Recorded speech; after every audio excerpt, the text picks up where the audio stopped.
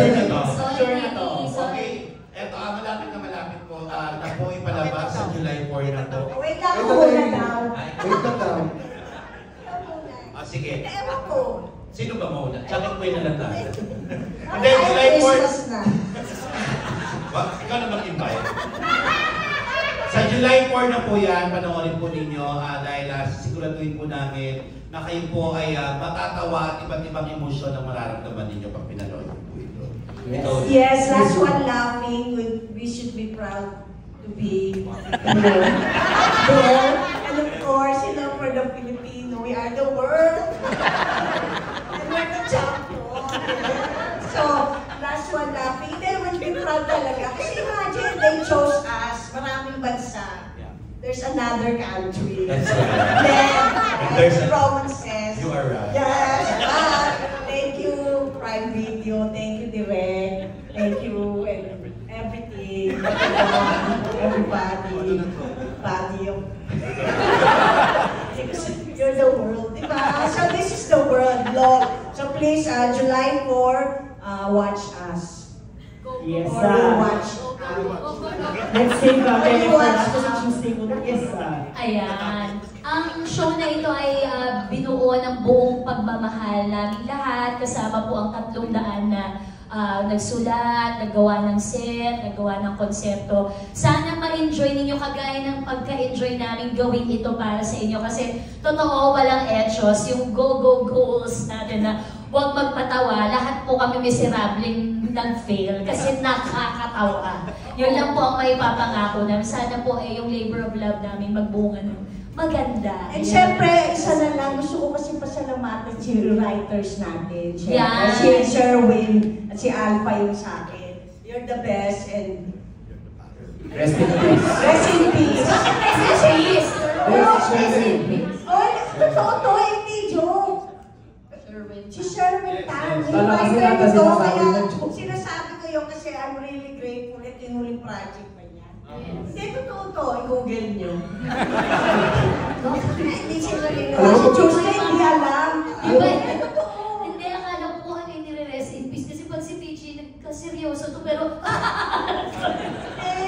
sorry, Siya director ko sa Baliktaran, saka sa Home Sweetie Home. ayun, yun lang. Kasi napakagaling po talaga. Ako nga nanonood na nga. Pero rin. si Alpha Uy, po. hindi kasi boys, magpapatawa pa na ako. Ganun. So masaya po siya, panoorin niyo po. Yun lang, salamat po. Thank you, Kim. Yes, invite everybody to watch the show. Nood po kayo. Kamusta no? Seriously. July 4, LOL, last one laughing. Pag ina-expect nyo po na comedy lang yung makikita nyo, lahat po kami dito ay nagulat sa lahat ng mga pinakita po namin. Pinamalas po namin. Tama ba? Tama. Tama. Lahat iba't ibang talento ay inilabas na po namin para lang po hindi kami matawa at nagulat din po kami sa isa't isa. So this is something that we really worked hard for in a way. But at the same time, sobrang ang saya kasing gawin para kami magkakabarkada na pinagsama-sama at sobrang saya lang namin na hindi kami pwedeng masyadong sumaya. So ang hirap nung part na yun. And this is something that tinago namin for almost a year. No? So this is something that we're really excited about. So hopefully you guys will support it July 4. Thank you. Thank you, Prime. Thank you. Next, Gerald. Yes. Maraming salamat sa inyong oras na nandito po kayo ngayon sa Okada malapit. Marahil yung iba sa inyo yung taga-North pa. Pero yun, maraming salamat po. Ang personally, nakaka-proud makasali sa isang palabas na kagaya nito dahil lagi kong naalala ang iniisip ko noon.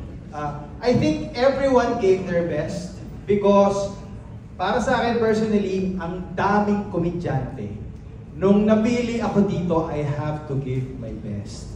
So, I assure you, everyone dito sa cast na to, talagang ratsyada, rat-raban. Ganun yung nangyari.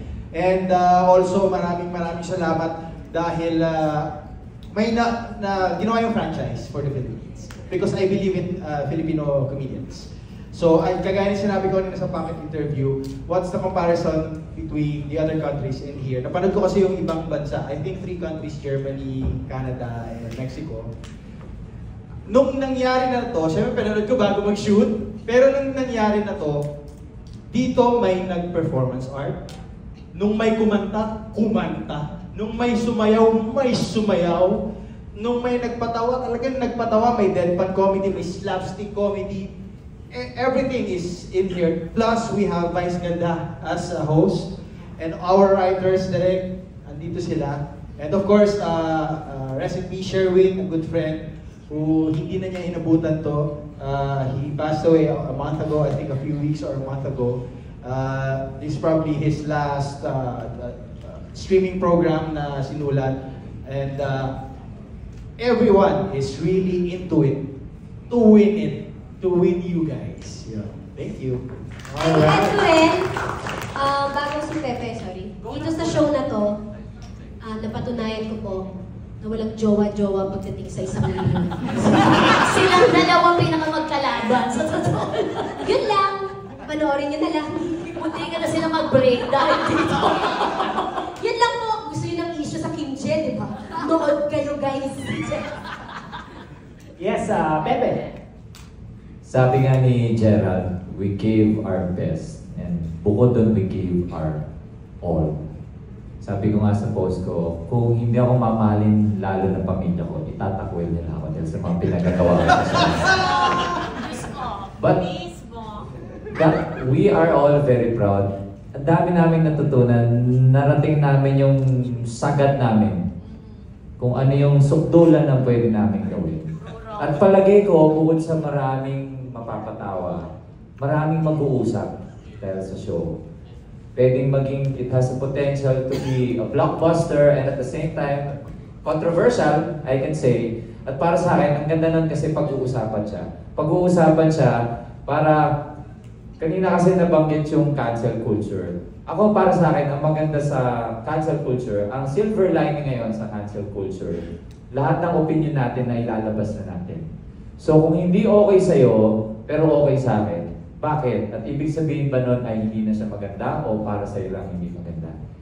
Para sa akin naman kasi yung comedy, may mga ilang golden rules lang. Like for example, yung pumatay ka ng aso sa national TV, yun talagang hindi nakakatawa yun.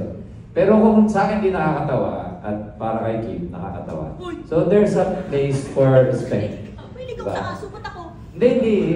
Ibang, nagbubo na tayo. So, ibig sabihin lang, ang ganda siya, yung show, it is a show kung saan pwedeng mapag-usapan yung compromise. Na para sa akin, golden ngayon sa panahon ng cancel culture. Bukod doon, palagay ko, masayang panoorin yung show kasama ang barkada para may kahampasan ka. O pamilya mo, or kahit anak mo, kung magaling ka magpaliwanag na hindi magandang gawin yung ginagawa ni Gerald at Pepe. Kung magaling ka magbigay ng patnubay ng magulang. At bukod doon, katulad na sinasabi nila, July 4, kita-kita po tayo sa harap ng ating mga TV at mga laptops. Last One Laughing Philippines. The best Last One Laughing Philippines. Yes. Thank you, Pepe. Ang next customer, yes, Chan. Ganon din po. Ang gaganda na sinabi nila. Ang gaganda na sinabi nila. Paano ka paruli? Or sabi ko pa naman, matalino ka. Ang talaga ba? Buti na lang na tayo. Hindi, ito po napakaganda panoorin talaga ng Last One Laughing kasi dito mapapatunayan na talaga na, alam niyo, kahit kaano ka pala maghanda, hindi ka talaga pwede maging fully ready. Kahit anong gawin ng preparasyon, hindi mo maaasahan talaga yung paparating. Kasi di ba, alam namin lahat na kami mga komedyante kami, alam namin lahat magpapatawa kami. At inaabangan namin lahat yun para lang ma-preempt namin yung mga sarili namin na hindi kami tumawa. Pero dito talaga napatunayan kung gaano kagaling yung timing ng bawat komedyante. Kasi everyone is looking for the weakest, yung weak point ng bawat isa. Kailangan oorasan, kailangan hahanapan mo yung proper timing, then yung tamang mga pagbitaw. So with every kind of comedy, dito kasi akala natin, alam na natin lahat ng uri ng komedya. Pero dito, madidiscover natin yung iba pang kayang gawin ng isang komedyante. For example, si Negi na brand na ay ganyan ang comedy niya. Biglang makikita nyo, hindi lang pala yung kayang ibigay ni Negi. Meron pa pala. So, parang it's one way din na natitigil yung pagiging stereotype ng isang komedyante na yan lang ang kaya niya. Meron at meron pa palang mailalabas. Comedy can evolve. And I think Last One Laughing is a hope din na hindi talaga tuluyang mamatay ang comedy. Kasi sa totoo, sa din nga, tulad ng sinabi natin, maraming cancel culture na pinipilit na, alam mo yan, minsan kasi hirap na hirap tayo magpatawa dahil iniisip talaga sa subconscious natin, baka meron tayong masabi or makancel tayo. Pero dito, sa Last One Laughing, hindi takot yung, hindi takot eh. There's only one Sorry, Ram! One One million! pa lang yun. Hindi na kaya. So, wala namang English. Ginalingin ako kasi masyado eh.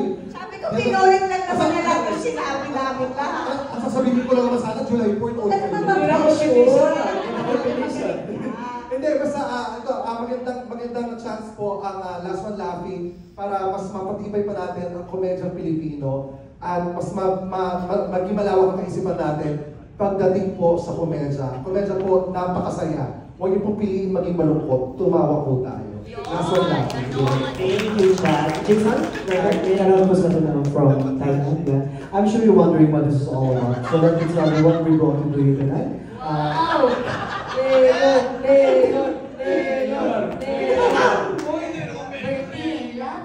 Ako po, nagpapasalamat po ako na natanggap po ako rito sa Prime Video. Maraming salamat. Kasi po, ang maganda po rito, yung nasabi nga po ni Beth kanina, isama niyo po yung kaibigan niyo, kamag-anak niyo, para po may mga pambato kayo kung sino po yung natingin yung mananalo po rito. Ang maganda po dito, magkakaiba po kami rito na may facial expression, meron theatrical, Ba't naman sobrang yung facial? theatrical, meron pong elemental, magkakaiba po, talaga po aabangan niyo po dito.